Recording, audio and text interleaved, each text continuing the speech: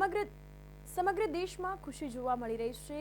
રામ ભગવાન અયોધ્યામાં બિરાજમાન થયા છે। આ અંતર્ગત વાત કરવામાં આવે તો સમગ્ર દેશ ખુશીઓની લહેરથી ઝૂમી ઉઠ્યો છે। તો અયોધ્યામાં રામ જન્મભૂમિ પ્રાણ પ્રતિષ્ઠા જે યોજવામાં આવ્યો છે તે સંપૂર્ણપણે સમાપ્ત થયો છે। ત્યારે અમદાવાદમાં વેજલપુરમાં પણ ભવ્યથી ભવ્ય શોભાયાત્રા સાથે આ આયોજન કરવામાં આવ્યું છે। તો યાત્રામાં વેજલપુરના ધારાસભ્ય અમિત ઠાકર તેમજ પૂર્વ ધારાસભ્ય અને હજારોની સંખ્યામાં ભક્તો ઉપસ્થિત રહ્યા હતા। અમિત ઠાકર દ્વારા રામ ભગવાનની પૂજા અર્ચના કરીને ભવ્ય શોભાયાત્રા નીકળી હતી। ત્યારે રામ મંદિર વિશે શું કહ્યું ત્યારે અમિત ઠાકરે NFI સાથે ખાસ વાતચીત કરી છે તે આપણે સાંભળીશું। અયોધ્યામાં પ્રાણ પ્રતિષ્ઠા મહોત્સવને લઈને હવે થોડોક જ સમય બાકી છે। ત્યારે અમદાવાદના વેજલપુર વિસ્તારની અંદર રામ ભક્તો જોડાયા છે આપણી સાથે। શું નામ છે આપનું? મારું નામ રણજીતભાઈ ચુનારા છે। રણજીતભાઈ, આજે પ્રાણ પ્રતિષ્ઠા મહોત્સવ થવા જઈ રહ્યો છે, શું કહેશો તેના વિશે? થોડોક જ સમય બાકી છે, શું કહેશો? મિત્રો, તમને બધાને ખબર છે કે 500 વર્ષના અથાક લડત આપીએ અને કેટલાય બલિદાનો થઈ અને પછી જ્યારે ફરીવાર ભગવાન શ્રી રામનું ભવ્ય મંદિર બની રહ્યું છે અને એની પ્રાણ પ્રતિષ્ઠા આજે છે, એના નિમિત્તે અમારા મકરબા ગામમાં આજે શોભાયાત્રાનું આયોજન કરવામાં આવ્યું છે અને એમાં બધા પધારેલા છે। તો હું બધાને હાર્દિક અભિનંદન આપું છું અને આખા ભારતવાસીઓને અભિનંદન આપું છું કે આપણા અનેકો કાર સેવકોના બલિદાન પછી જે ભવ્ય મંદિર બન્યું છે એનો આજે ખુશીનો અને આત્મીયતાનો પ્રસંગ છે, તો એ ભવ્ય રીતે ઉજવીએ અને આજે સાંજે પણ આપણે એની ભવ્ય ઉજવણી કરીએ, રાત્રે દીપોત્સવ કરીએ, રાત્રે દિવાળી જેમ ફટાકડા ફોડીએ અને 500 વર્ષના જે આપણા ઉપર જે આજ સુધીનું જે આપણે ભોગવેલું છે એનું આપણે ફરીવાર આપણા ધર્મમાં ફરીવાર પુનરુત્થાન થઈ રહ્યું છે આપણા ધર્મનું, તો એનો આપણે ભવ્ય પ્રસંગ રીતે એની ઉજવણી કરીએ। આતંકવાદીઓએ ધમકી પણ આપી છે, ખાલિસ્તાનીઓએ પણ ધમકી આપી છે કે રામ મંદિર બનશે તો કદાચ કોઈ ઘટના ઘટે તો તેના માટે શું કહેશો? કારણ કે શું અયોધ્યા તો અત્યારે સજ્જ છે? કારણ કે 1999નો એક કિસ્સો યાદ છે, બધાને યાદ છે, જ્યારે આતંકવાદી હુમલો થયો હતો 2 થી 3 વખત અયોધ્યા મંદિર ઉપર હુમલો કરવામાં આવ્યો હતો, પણ એક વાનરે એ બોમ્બ ડિફ્યુઝ કર્યો હતો, એ સૌને ઘટના યાદ છે। તો ફરી એક વખત આવી ધમકીઓ મળી રહી છે, શું કહેશો? સનાતન ધર્મ જ પુનરુત્થાન જેનું નામ છે તે સનાતન ધર્મ છે। અમારા તો ઘણીવાર અમારું ખંડિત થયું છે, તેમ છતાં અમે ફરી એ જ જોમથી એ જ રીતે પાછા ઊંચા થયેલા છે। સોમનાથ મંદિર પણ 17 વાર તૂટેલું છે, પણ અમે ક્યારેય પાની કરી નથી, અમે ક્યારેય તોડવામાં માનતા નથી, અમે બનાવવામાં જ માનીએ છીએ। અમારા રામ મંદિરમાં તે ખતરો હશે એ અમે જાણીએ છીએ કે ભવિષ્યમાં કાંઈ પણ થઈ શકે છે, પરંતુ અમે ફરી એકવાર ફરી ઉમંગથી અને ફરી લડત આપી અને ફરી ત્યાં કરી અમે બનતી અમારી કોશિશ કરીશું અને અમે રામ મંદિરના ભવ્યથી ભવ્ય અતિ બનાવવાની કોશિશ કરીશું। આ યાત્રા અત્યારે થઈ રહી છે, કેટલા લોકો જોડાવાના છે, શું કહેશો? મિનિમમ 3000 માણસથી વધારે આ યાત્રામાં જોડાવાના છે। કેટલા કિલોમીટરની યાત્રા રહેશે? આ મિનિમમ 5 કિલોમીટરથી વધારેની યાત્રા જ રહેશે। અને અતિથિ તરીકે કોણ? અતિથિ તરીકે અમારા ધારાસભ્ય શ્રી અમિતભાઈ ઠાકોર છે અને અમારા વિજયભાઈ ઠાકોર છે, બીજા ગામના બધા આગેવાનો છે। 500 વર્ષનો સંઘર્ષ, શું કહેશો? કેવી રહી જર્ની? અને એક વિશ્વ હિન્દુ પરિષદથી લઈને તમામ હિન્દુ સંગઠનો આગળ આવ્યા છે, શું કહેશો?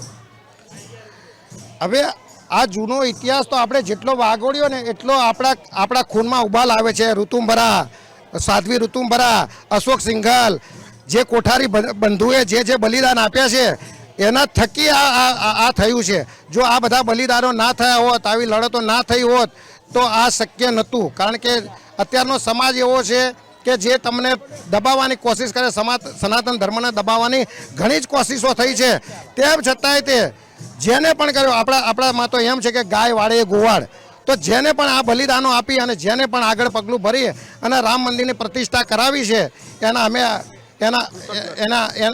અમે કૃતજ્ઞ છીએ અને એનો આભાર અમે જિંદગીમાં નહીં ભૂલી શકીએ। હિન્દુ સમાજ એનો આભાર જિંદગીમાં નહીં ભૂલી શકે। થોડો સવાલ ચેન્જ કરું છું, એઝ અ પોલિટિકલી કહું તો કહેવાય કે વિપક્ષે આક્ષેપ કર્યો છે કે જ્યાં સુધી આ 2024નું ઇલેક્શન આવી રહ્યું છે, લોકસભાની ચૂંટણી જે નજીક છે, અને હિન્દુ શાસ્ત્રોમાં પણ એવું કહેવાય છે કે ભાઈ જ્યાં સુધી મંદિર પૂરું નથી બનતું ત્યારે ત્યાં સુધી કોઈ પ્રાણ પ્રતિષ્ઠા નથી કરવામાં આવતી. તમે કઈ રીતે જોવો છો આ જે વિપક્ષ આક્ષેપ કરી રહી છે? હિન્દુ ધર્મનો નાનામાં નાનો માણસ છે ને એ શ્રદ્ધા રાખે છે. અમારી શ્રદ્ધા ક્યાં છે એ જોવાય છે, શું થાય છે એ જોવાતું નથી. રામજી ભગવાને જ્યારે રામેશ્વરની સ્થાપના કરી હતી ત્યારે કોઈ છતય નહોતું કે કશું નહોતું. દરિયા કિનારે માટીથી ત્યાંની સ્થાપના કરી હતી અને રામ ભગવાન જો પૂજા કરી શકતા હોય શિવની તો અમે કેમ ના કરી શકીએ? અને બાકી રહ્યું કે કોણ બનાવે છે, કોણે કર્યું, એનાથી અમારે કોઈ મતલબ નથી. અમારે તો એમ કે રામજીના દુશ્મન રાવણે પણ જો અહીંયા અયોધ્યામાં મંદિર બનાવ્યું હોત ને તોય અમે હાજરી આપત. અને જે નથી આવતા એમનો પોલિટિક એજન્ડા છે એના વિશે અમે કશું ના કહી શકીએ. આપણી સાથે પૂર્વ ધારાસભ્ય વેજલપુરના જોડાયા છે, આપણે તેમની સાથે વાત કરીશું. સર, આજે રામ મંદિર બનવા જઈ રહ્યું છે, થોડોક જ સમય બાકી છે, શું કહેશો?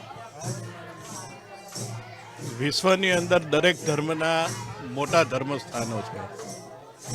જેમ મુસ્લિમ ધર્મની અંદર મક્કા મદીના છે, ઇઝરાયલનું જેરુસલેમ છે, ક્રિશ્ચનનો આપણે પેલું છે એ રીતે ભારતનું પણ હિન્દુઓનું એક ધાર્મિક સ્થાન, જે હિન્દુઓનું સન્માન, સ્વાભિમાન એ રામ છે. અને રામ એ ભારતનું સ્વાભિમાન હોવાને કારણે ઘણા વર્ષોના સંઘર્ષ બાદ આજે રામ એના મંદિરની અંદર બિરાજમાન થવા જઈ રહ્યા છે. ત્યારે આખી દુનિયાની અંદર ભારતનું અને હિન્દુઓનું માન વધ્યું છે અને સ્વાભિમાન પણ વધ્યું છે. સર, વિપક્ષનો એવો આક્ષેપ છે કે 2024નો લોકસભાનું ચૂંટણી છે, તેના માટે આ એઝ અ કહેવાય કે પોલિટિકલી રાજકારણને મુદ્દાને લઈને આ રાખ્યું છે પ્રતિષ્ઠા મહોત્સવ. પ્રતિષ્ઠા મહોત્સવ એ ચૂંટણીને એને કોઈ લાગતું જ નથી. ઘણા વર્ષોના સંઘર્ષ પછી આ મંદિર બન્યું છે અને મંદિર એના સમયે જ મંદિરનું નિર્માણ થયું છે. યોગીજી અને નરેન્દ્ર મોદીના દેખરેખ હેઠળ એક સારું મંદિર હિન્દુઓને પ્રાપ્ત થઈ રહ્યું છે. તો એની અંદર વાદ વિવાદ ના હોવા જોઈએ. હિન્દુઓ માટેનો ઘણા વર્ષો પછીનું જે એક આ સંઘર્ષ કાળ બાદ મંદિર બનવા જઈ રહ્યું છે અને આખી દુનિયાએ સ્વીકાર્યું છે અને આખા હિન્દુ સમાજે એને સ્વીકાર્યું છે. કહેવાય શકાય કે 2024 માટે રામ મંદિર જે પ્રતિષ્ઠા થશે ક્યાંક વોટ બેંક હિન્દુઓ માટે ગણી શકાય, બીજેપી માટે તો થશે. તમામ દુનિયાના હિન્દુઓ જાણે છે કે મંદિર બનવા પાછળનું મહેનત શું હતી અને કયા મહેનત પછી આ મંદિર બન્યું છે એ સમજે છે. એમાં કહેવાની કોઈ જરૂર નથી. દરેક વ્યક્તિને પોતપોતાની રીતે વાણી સ્વતંત્રતા છે, પોતપોતાનું મૂલ્યાંકન કરતા હોય એ રીતે દરેક પોતાનું મૂલ્યાંકન કરીને એનો મત પ્રગટ કરતા હોય. આખા દેશની અંદર દિવાળીનો માહોલ છે. તમે જુઓ, નાના બાળકથી માંડીને મોટા બુઝુર્ગ હોય, બધાના નામ ઉપર એક જ મોઢા ઉપર એક જ નામ છે, જય શ્રી રામ, જય શ્રી રામ.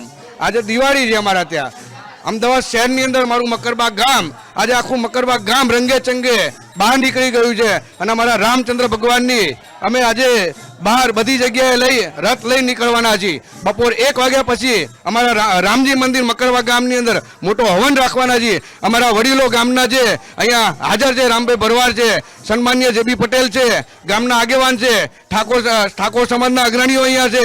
એ બધાને મહેનતના નીચે આજે અમે ભવ્યથી અતિ ભવ્ય આખા અમદાવાદ શહેરની અંદર ના થાય એવો મોટો ભવ્ય યજ્ઞ કરવાના છીએ.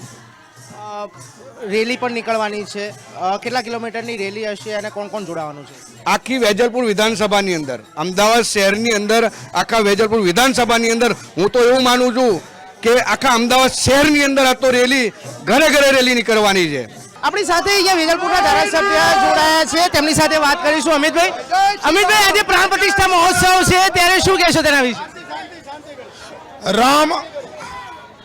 રામ આ દેશની આન બાન શાન છે. રામ આ દેશનું સન્માન છે. આજે રામ પોતાના નિજ ઘરે પુનઃ પ્રતિષ્ઠા થવા જઈ રહી છે.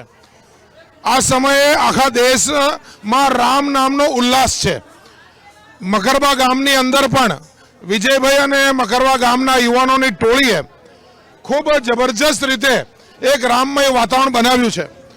આજે રામનું જીવન ચરિત્ર એ આ દેશનું કહેવાય ને કે લોકોની જીવન જીવવાની પદ્ધતિ એ રામના જીવનના બલિદાનો છે, રામના જીવનનો સંઘર્ષ છે.